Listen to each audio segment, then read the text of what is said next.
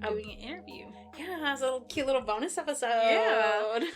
This one, we are interviewing Avery Flynn. Carla Swafford put us in contact with her. Thank you, my lady. Yes, please. Thank you. Yes, I love her. her.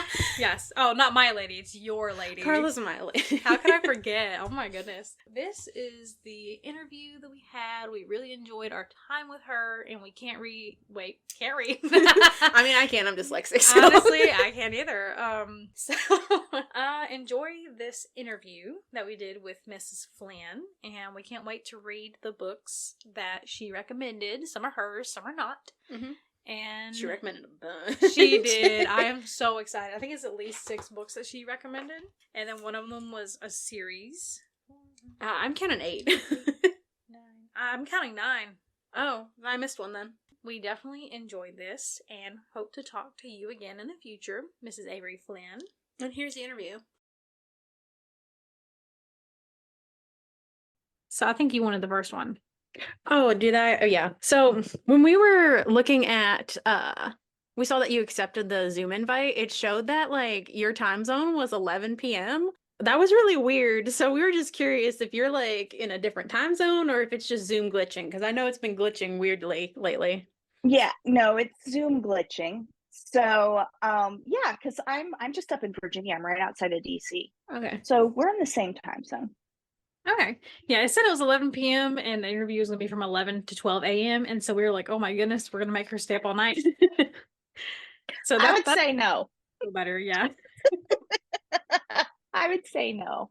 After like 9 o'clock, I used to be a night owl, and now it's no. Yeah, that's probably how I am now, but yeah. So far the only book of yours that we've covered on the podcast was Awkward, and I just wanted to know where you got your inspiration for that one from. Oh, well, it was actually my editor's idea to do a secret, well, not a secret, but I guess a surprise pregnancy book. And I had never done one before. And it took her a while to talk me into it. And so I was like, fine. Because I tend to like my romances without kids as a reader. Kids suck. I can understand that. Yeah. From someone that has 2, they suck. Well, it's one of those things where my mom brain turns on, and then I'm like, well, what are you doing for childcare? What do you mean they didn't wake up in the middle of the night? I can't turn that part off. Yeah. So I like my romances without kids. So she had to talk me into it for a while. And I have this foursome of friends in the Harbor City books that I did. And Tess, the heroine, had never gotten a book. So I was like, okay, that would be really fun because she is somebody that's just kind of, she's a goof and she's awkward and she's a dork and I love her to death. She is the absolute best. And so we just sort of went from there, and I'd already written 4 books with Tess as a friend character in them, or 3 books, sorry, with Tess as a friend character in there. So I felt like I knew how she'd react if, number one, banging the super hot hockey player at a wedding. And then 2, how she would, how she would look at, sort of an unexpected pregnancy like this. So that's sort of how it came to be. Mm-hmm. So if surprise pregnancy trope is like your least favorite to read, what is your favorite trope then to read? Oh my God. I love a good enemies to lovers. I love an opposites attract. Snow them in a cabin in the middle of nowhere. The road trip romance where there's just one bed. I love all of those. Mm-hmm. I love all of those. Those tend to be my favorites for sure. Oh, me too. Yeah, mine too. What is your favorite book that you wrote? Oh, that I wrote? Mm-hmm. Like your baby. That's really hard because like they all have like the backstory that's sort of attached to them. And so like I look at books and what I like, for example, Back to the Burbs, that was a really difficult one to write, not because of Tracy Wolf. She was phenomenal to write with, just because of my headspace at the time. So I look at that book and that's what I think. So figuring out a specific book is really hard, but I have to say that I really enjoyed doing, sorry, my whole my whole brain just went blank for a second, but Wedding Date Disaster, because I'm originally from Western Nebraska and I got to set it out there. So that was really fun to me to be able to do something that was a little close to home in that way. So that was really fun. I liked that. I think that book's actually on my TBR. I think I saw it at like a bookstore and like the cover of that one really attracted me. So I was just like, It's so pretty. it really They, is. I mean, I know they you did can't a judge a book great by its job. cover, but the cover says a lot about a book. The cover says a lot. And what I love, and like nobody else but me probably notices it. But so for those of you who don't know, the cover is, it's very pretty. It's very pastel-y. It's very wedding-y. And, you've got the sort of wedding stuff, and it's got this hot pink shoe on there, this high heel like you would wear, fancy bridesmaid dress shoe. And the heel is broken. And that's like my favorite part of that cover, because I'm like, that is so perfect for that book. I know that if we're talking about covers that grabbed us, Anger Bang is my next to be read. I'm currently on one that I can't skip because we're recording it soon. But that one, the dinosaurs what got me on that one. So that was hysterical. The covers, the 3 covers for that series, all started before the books. And it was just the absolute most fun to me to use that the covers as this inspiration jumping off point. And the dinosaur in the pink tutu with all the confetti and this bright yellow background was like hysterical to me. So my brain immediately took off. Like with the story, or is it just like a really cool picture you liked? Well, spoiling. So it was one of those where I'm like, okay, how can we make this fit? Because I am one of those readers like who will go back and like read the description of the hero or the heroine or the love interest and then look back at the cover. Oh my gosh, we do that they don't too. match. We do that all the time. So to me, that's one of the fun things about starting with a cover that you love or an image that you love, because I'm like, they'll match. I love that part. Yeah. So starting with this cover, I was like, oh my God, she's a paleontologist. I'm like, that's perfect. And so there's all these stupid, I say stupid with love, dinosaur references and silly dinosaur things and serious dinosaur things that are within the book itself. And that was just really, really fun. Oh my goodness. So I'm very excited. It does work. But yeah. And then the next book, which just came out in that series, which just came out in audio, called Walk of Shame. The cover is like a Barbie doll in a martini glass. So she's sitting in there and her hair's kind of crazy, and it's called Walk of Shame. And the heroine in that book, she works in a bar, and if you've ever worked in a bar, some days you feel like that. So so that was really fun to sort of pull in. Oh my goodness. And wait until you see the third one, which is called Giant Prick. That is hysterical. Oh my goodness. When does that one come out? That's going to come out later this year. Okay. So, yeah. So probably it will also be like Walk of Shame, where it's an audio first. So comes out in audio, and then a month later it'll come out in digital and print. What platforms are those going to be on? Like just Audible or? So what's really fun that Entangled has done with these books, and I'm so grateful for, is they have released them wide, but also in KU. So if you haven't tried me before, or you're not sure if a book's really going to do work for you, I like the option of KU as a reader, because then I can try some things out without dropping, $8, $10, $12 that some books are these days. So yeah, it's at your library, Audible, Apple Books, Apple audiobooks, so everywhere. Okay. Yeah, I'll definitely be keeping an eye out for that one. Do you have any book boyfriends that you like, either from your books or from another author that you like, and who are they? All right, so I am listening right now. You're going to have to give me a second, because I am horrible with character names, even my own.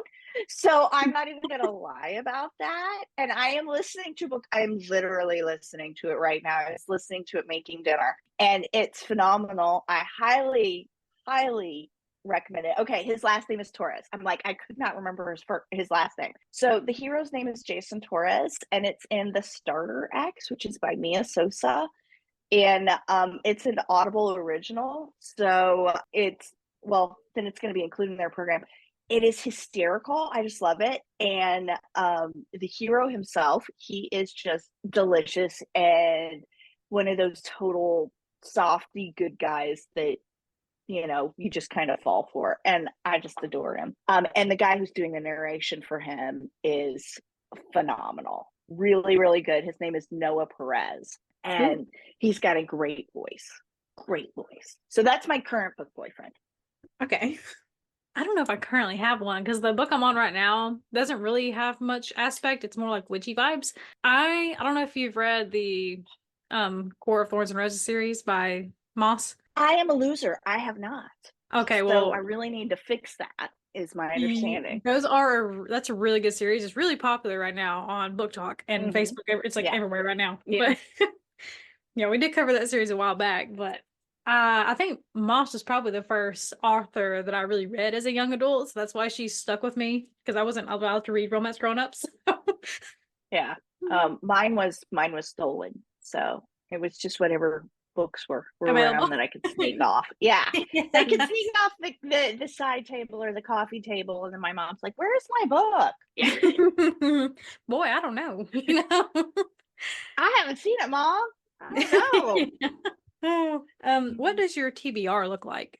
Like your to be read pile? It looks embarrassing, is what it looks like. Okay, so I used to be a fast reader, and I've turned into a slow reader. Same. So I have an Audible side of things, and the next book up on my Audible side of things is, hold on, give me a second, because it's Olivia Dade's newest book. That book came out and I still had credits, and it was like at the absolute perfect time. I'm like, score. Yeah. It's called At First Spite, and that's by Olivia Dade, and so Enemies to Lovers, so I'm gonna pick that up. I love her books. Her books are really fun. I like them. And then I am reading, my print book is Lunar Love, and it's by Lauren Kung Jessen, and it's really cool. It is a matchmaker. So she is a Chinese zodiac matchmaker.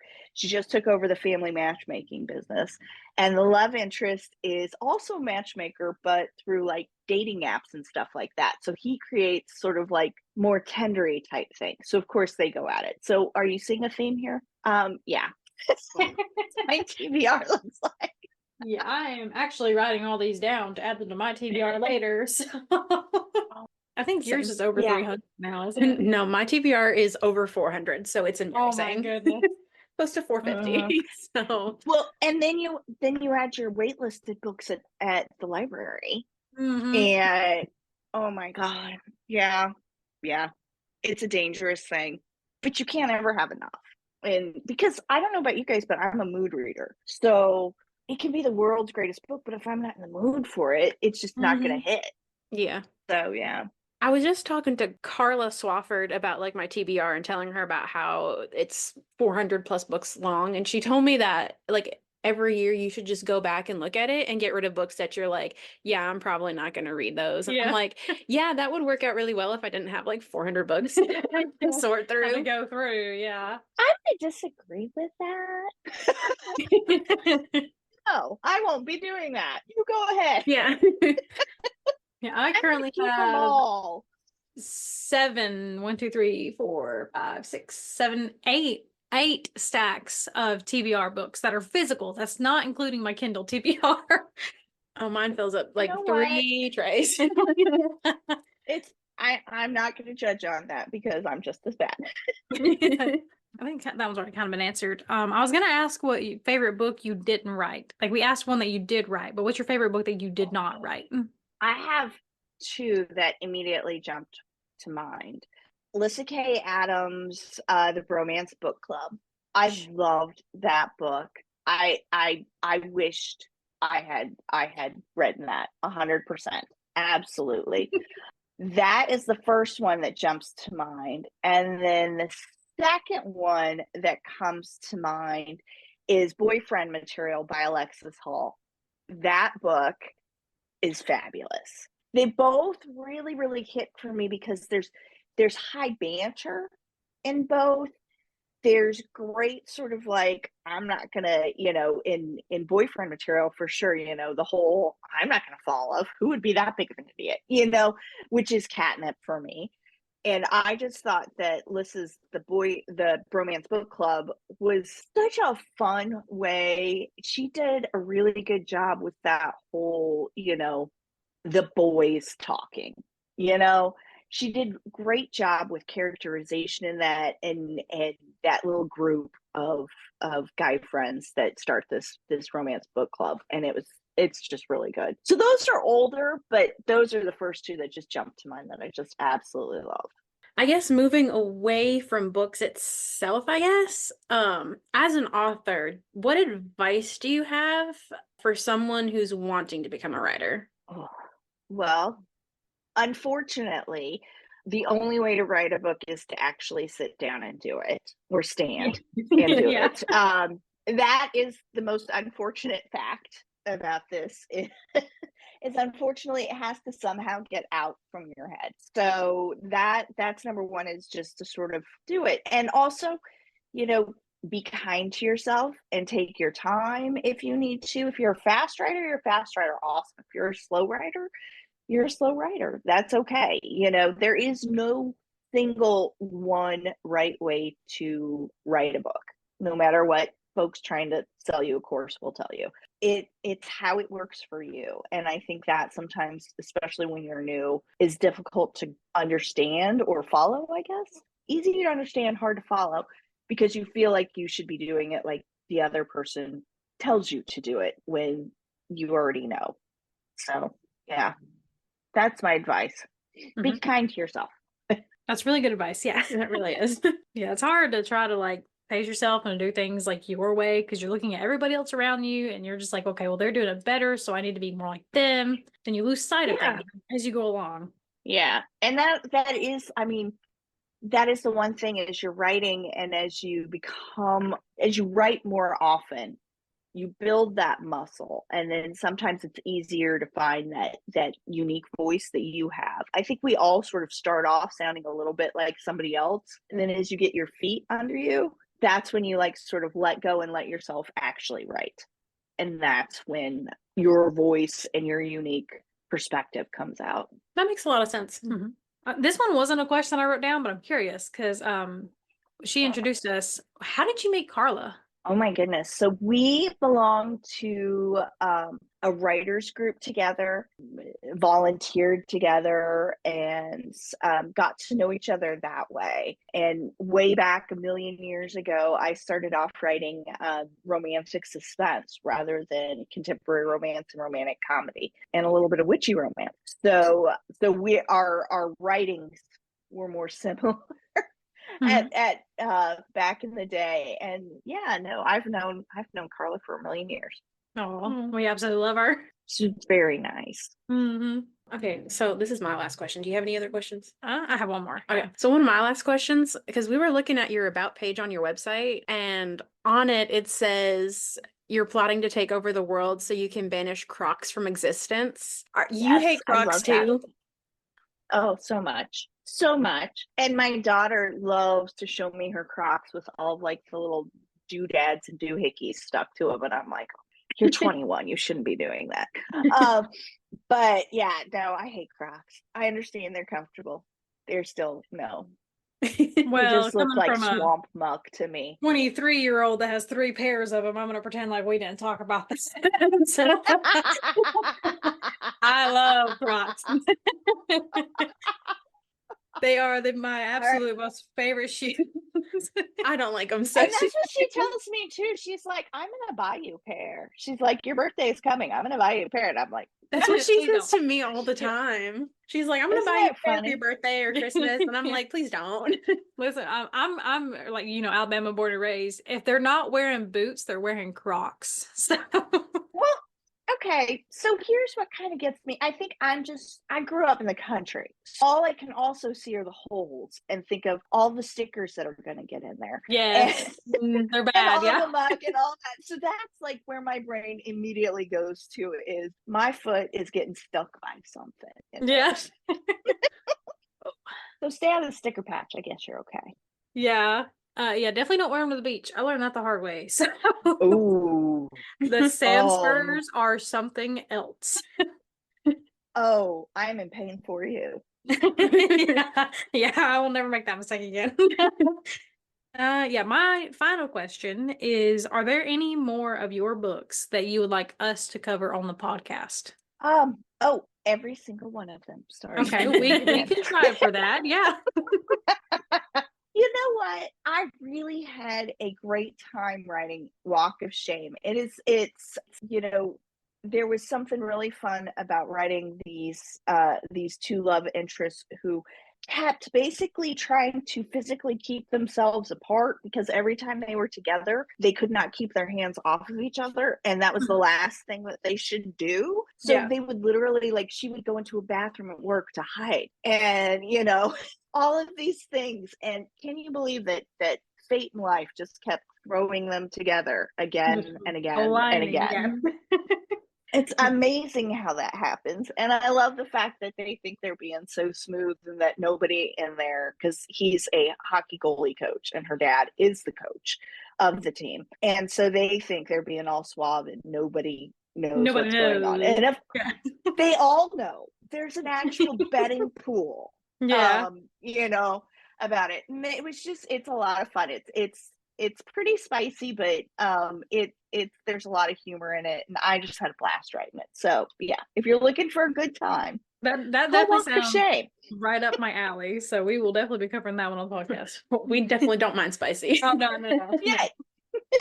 I have actually never read Spice. The first episode of our podcast is called Smut V Card because she made me lose my smut virginity beginning with this podcast. Which book? Oh goodness, what was it? Perfect Strangers by Perfect J.T. Geisinger. Yeah, I love that was my first smut book. So It was a really good book, though. Yes. And I think it's always so fun. I think there's always the argument about too much, not enough, what counts as spice, what doesn't count as spice, and all those things. Or it shouldn't have any at all, or it should have tons more. And I think each book is different. And that's just kind of part of the story, just like life, Mhm. it's part of life, but it's a little bit different for each couple. So Yeah. that's how it works. I think I've officially been ruined because I can't read anything without smut in it now. So. Yeah, it does get you. Yeah, I know, because now I'm reading anything and I'm just sometimes I'll cheat and go towards the back of the book just to see if there's anything in it. Okay, well, before we go, I do have a recommendation of a book that you guys should read for the podcast that is not mine. Okay. And hold on, I gotta look it up because I do not want to get the name wrong. And it is fabulous. It's by Kimberly Lemming, and it's called The Time I Got Drunk and Saved a Demon. The Time I Got Drunk and Saved a Demon? Yes. Okay. It is ridiculous. It is absolutely hysterical. It is hot. It is funny. It is absolutely joy in book. And if you like audiobooks, the narrator for it has an amazing voice and does a great job. Okay. So that would be my recommendation if you're looking for something that's got spice and silliness and some paranormal, and it's so much fun. Highly recommend. Just the title alone has already sold me. It has me too, That's yeah. up my alley. Well, and it's the first in a series, and I'll just warn you now, you'll just start. They're such fast reads, and then you'll just don't. So there you go. Block out a weekend. A follow-up question: have you ever heard of G.M. Ferry? Not. Oh my goodness, girl, I'm about to save your life. So listen, if you don't mind a little bit of erotica, her books are hilariously amazing. She has an entire series based on the Shrek series. Oh my God, that's ridiculous. I love it. Stay in my swamp and Yes. ever after. Get in my swamp, stay in my swamp. Pollinator love story. Oh my God. See, this is me. This is my kind of cat. Yes. I every once in a while want to read a book with a lot of angst and like drags my heart out like a Kennedy Ryan, I'm reading while I'm brushing my teeth and crying all at the same time, right? Because I can't put the book down, right? Every once in a while I need that, but I need silly in it. I love the silly. Yeah. She Thank just you. came I out. appreciate this. You're welcome. On Valentine's Day, she came out with the Bad Behavior, and it's behavior, and it's based off of the movie Bees. The Bee Movie. The Bee Movie. Yes. That one. I have not read it yet because I'm getting behind on the podcast book, so I'm having to catch up. But I am so excited to read that one. If you follow her on Instagram, she'll post like little videos talking about her books, and they are hilarious to watch. Okay, that's really funny. Thank you. I appreciate this. This will be good stuff. We've done 3 of her books on here so far. Yeah. We have another one coming up soon, but we've done 3 of hers so far because we just can't stop with them. So, and my boyfriend, I've been sending him, like, I read the weirdest stuff. Like, there is so much weird stuff out there. So I would send him like the weird scenes from each book, and he's just like, give me more. So when I showed him the Bad Behavior book, he's like, honestly, he keeps asking me when I'm going to read it because he wants to know. That's like when they say they're not watching your show. Oh my gosh. And they like slowly get closer and closer and closer until they're sitting down, and then they're asking you about it. Yeah. Mm-hmm. I know. Not that I know anything like what that's like. No. Me and Alyssa started watching The Big Bang Theory the other day. And so last night when I was cooking supper and like cleaning up and getting the kids to bed, I come in and my husband is sitting there watching it without me. And then I'm like, what are you doing? Because he wasn't here. It was just me and her. And then he was like, oh, I didn't know you were watching this. And I'm like, no, HBO Max just said we were on episode 4 for no reason, you know? Yeah. Yeah. So yeah, he's like, oh, you were watching this? Or oh, sorry to get caught that way. Sorry, yeah. That's funny. But now he does tell everyone that I like to read ogre porn since thanks to GM Fairy. So well, there you go. I just say own it. I do, enjoy it. You know? Yeah, because we were at I think it was Christmas or Thanksgiving, and his uncle that I don't really know very well walked up, and he was like, what do you do? Because like I've never met him before. And he was like, oh, my husband was like, she likes to read. And he was like, oh, so do I. What do you like to read? And he yells in front of God and everybody, oh, she likes to read ogre porn. And his uncle looks at me and he's like, do you want to tell me a little bit about that? And I was like, yeah. And so I did. Sure, and I explained the basis of the story, and he has not talked to me since. So I mean, that's all right, You may have dodged a bullet. Yeah, yeah, exactly. Because my husband was like, I didn't expect you to talk about it. I'm like, don't bring it up. But yeah, she definitely writes some interesting things if you were into that. So. All right, I will definitely give that a try now. So you got me. You've got me. All right. Well, we will take your recommendations and read them. And when we get to them, either I'll email you or Alyssa can message you on Instagram because she's the one that does that one. And we will let you know what we thought about them. Oh, awesome. Well, have fun. Thank you guys so much for inviting me to come on. I really appreciate it. Thank you for joining us. It's been a blast. Have a good one. Bye, y'all. You too. Bye. Thanks again, Miss Avery Flynn, for taking the time to talk to us. And we had a really good big old laugh together about a lot of different things. We both shared recommendations of books, Both. Yeah, give and take. All three of us. Listen. We're getting somebody. we do a nice little trade. Like, we gave her some options. She gave us some options for books. Like, that's just, I don't know. Well, I don't know what word I was going to go for. My mind went blank. I'm tired. Mint. That's just mint. Mint with the Italian hand emoji. Yes. No, French. All right, well, we will see you in the next episode of Bibliophiles Audiophiles. Yeah. Lord, you shouldn't even try. No. How about Arrivederci? Does that mean bye? Yes, it's Derci, not Delci. Oh. No, it's deli cheese. Arriva deli cheese. That's what it is. Why does anybody even continue listening to this? I don't know, but thank you for our solid 5 listeners. Okay, we'll see you guys in the next one. Bye-bye. Bye.